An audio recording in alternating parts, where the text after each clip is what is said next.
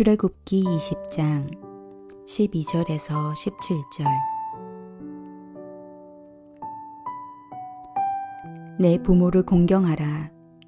그리하면 내 하나님 여호와가 내게 준 땅에서 내 생명이 길리라. 살인하지 말라. 간음하지 말라. 도둑질하지 말라. 내 이웃에 대하여 거짓 증거하지 말라. 내 이웃의 집을 탐내지 말라. 내 이웃의 아내나 그의 남종이나 그의 여종이나 그의 소나 그의 나귀나 무릇 내 이웃의 소유를 탐내지 말라.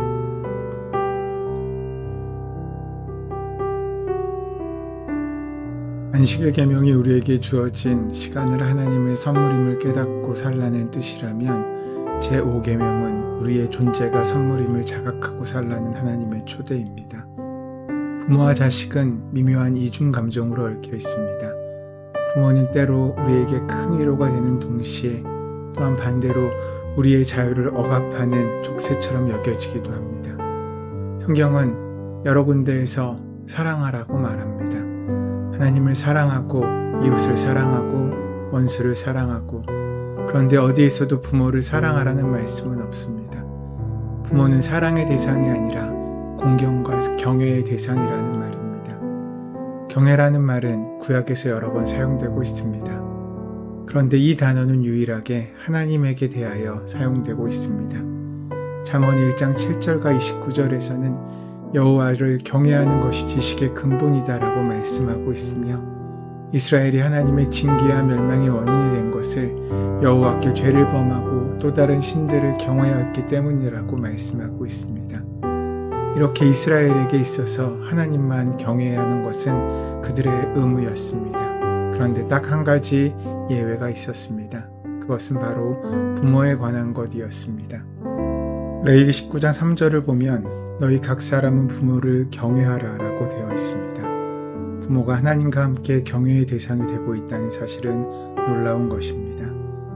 왜 부모가 경외의 대상이 됩니까? 그것은 바로 부모가 나의 생명을 주신 분이기 때문입니다. 즉, 생명을 창조하신 하나님과 나에게 생명을 주신 분을 어느 정도 동일시하고 있는 것을 볼 수 있습니다.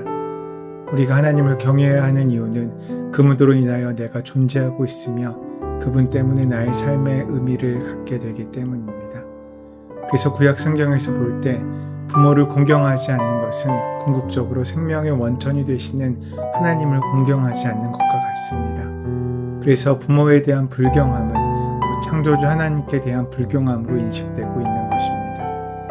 하나님께서 우리를 창조하셨다는 이유로 하나님은 우리에게 대한 책임을 가지고 계십니다. 그것은 끝까지 우리를 사랑하신다는 것입니다. 요한복음 13장 1절 말씀에 세상에 있는 자기 사람들을 사랑하실 때 끝까지 사랑하시느니라 라고 말씀하고 있는 것처럼 우리의 존재가 가능케 되는 것, 축복된 삶을 살도록 하는 것, 그것이 하나님과 부모의 동일한 속성이라는 것입니다.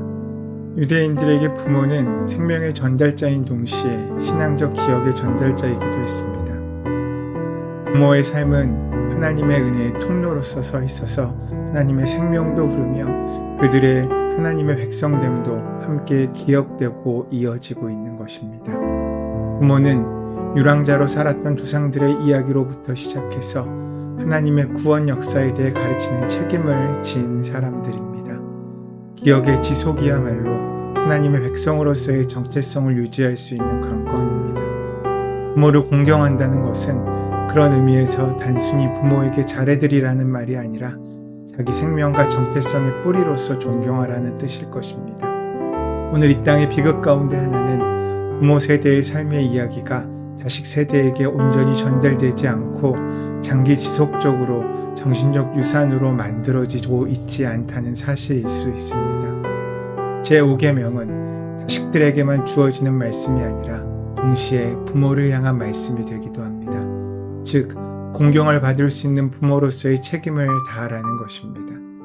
자녀들에게 물질적으로 풍족하게 그리고 좋은 환경을 주었다고 부모의 책임이 끝나는 것이 아니라는 말씀입니다. 자식에게 공경을 받을 만한 부모가 되는 것이 중요합니다. 부모의 가장 중요한 책임은 신앙의 유산을 물려주는 부모가 되는 것입니다. 신앙인들에게 있어서 가정은 가장 중요한 신앙교육의 장이며 부모는 가장 훌륭한 종교교육가가 되어야 합니다. 부모는 자녀들로 하여금 하나님의 사랑을 느낄 수 있게 하는 존재가 되어야 합니다. 종교개혁가인 마르틴 루터는 하나님을 아버지라고 부르는 것을 대단히 주저하였다고 합니다. 그 이유는 루터가 그의 아버지를 통하여 하나님의 사랑을 느낄 수 없었기 때문이었습니다.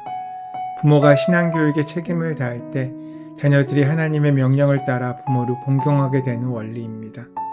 사실 많은 부모들이 자녀를 양육하며 최선을 다한다고 착각하는 사람들이 있습니다.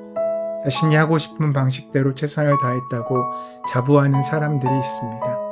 그런데 가만히 보면 많은 부모들이 자신의 방식으로 사랑하고 양육함으로 인해 자녀들에게 상처를 주고 있는 모습을 볼 수 있게 됩니다. 어쩌면 부모들의 위상이 세워지고 부모들의 삶에 걸맞게 아이들이 자라주기를 원하는 마음들 말입니다. 그래서 때로 자녀들이 공부를 잘 못하거나 능력이 따라주지 못함으로 인해 자랑거리가 되지 못함을 안타까워하고 자녀들을 질책하는 모습을 찾아볼 수 있습니다. 어린 자녀들은 이런 부모의 모습을 바라보면서 사랑을 느끼게 되는 것이 아니라 숨이 막혀 합니다. 어쩌면 이런 부모들의 모습 때문에 아름답게 창조된 하나님의 본성이 파괴되어 버리고 있습니다. 그래서 성경은 주님의 훈계와 가르침으로 라고 그 기준을 설명하고 있습니다. 자녀의 부족함을 그대로 품고 사랑하는 부모가 되어서 자녀들을 훈계할 때 자신의 감정이 아니라 하나님의 말씀에 비추어 자녀들을 양육할 때 그 자녀들이 부모를 공경하는 자녀들로 자라게 될 것이라는 말씀입니다. 이러한 5번째 계명을 지키는 자에게 주시는 축복을 성경은 장수하는 것이라고 말씀합니다. 에베소서 6장 1절에서 3절까지 말씀해 보면 자녀들아 너희 부모를 주 안에서 순종하라 이것이 옳으니라 내 아버지와 어머니를 공경하라 이것이 약속 있는 첫 계명으로 이는 내가 잘되고 땅에서 장수하리라 라고 말씀하고 있습니다. 오늘 본문에 허락하신 축복과 같은 장수의 축복을 말씀하고 있습니다. 여기에서 장수한다는 말씀은 단순히 한 생명을 길게 살아간다는 시간적 차원의 문제가 아닙니다.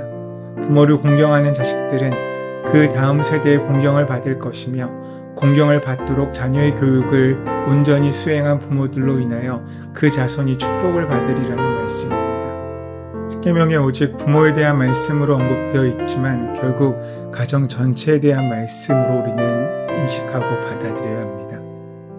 결국 부모를 공경하라는 말씀은 축복의 땅에서 잘되고 장수하라는 것을 의미하고 부모와 자식 그리고 모든 세대를 연결시켜주는 아주 중요한 계명이라는 것을 우리에게 보여줍니다. 부모가 있음으로 해서 내가 있고 내가 있음으로 인해 자녀들이 있는 것입니다. 이 세대 간의 관계가 아름답게 연결될 때 이 땅에서 장수하고 잘되는 축복이 임하는 것입니다. 우리들의 인간적인 자격으로 본다면 그 세대 간의 연결은 곧 끊어지고 말 것입니다. 부모이기에 공경하고 부모이기에 희생하고 섬기며 중히 여김으로 인해 우리의 인생이 길어지는 것입니다. 그러므로 여기에서 장수의 축복이란 개인적 차원의 문제가 아니라 우리 가문의 문제이며 공동체의 축복의 문제입니다. 어떠한 부모일지라도 내가 공경하고 섬김으로 내 자녀들이 나를 본받게 되는 것입니다. 다시 한번 강조해서 말씀드리자면 부모는 사랑의 대상이 아니라 공경의 대상입니다. 우리 삶의 비중을 두어야 하는 부분입니다. 그것이 하나님의 명령입니다. 부모이기 때문에 우리들이 감당해야 하는 부분들이 있다면 기꺼이 감당하십시오. 그분이 당신에게 생명을 있게 하신 분이시기 때문입니다. 눈에 보이는 부모도 경외하지 못하면서 어떻게 하나님을 경외한다고 할 수 있겠습니까? 당신의 존경받는 부모가 되도록 하십시오. 그렇지 아니하면 당신의 자녀들이 하나님을 경외하고 하나님의 자녀로 자라나기 힘들게 된다는 것을 기억하십시오. 자녀에게 책임이 있듯이 부모에게도 그 책임이 있습니다. 우리 만나교회 성도들 모두에게 이러한 장수의 축복과 땅에서 잘되는 축복이 임하시기를 소원합니다.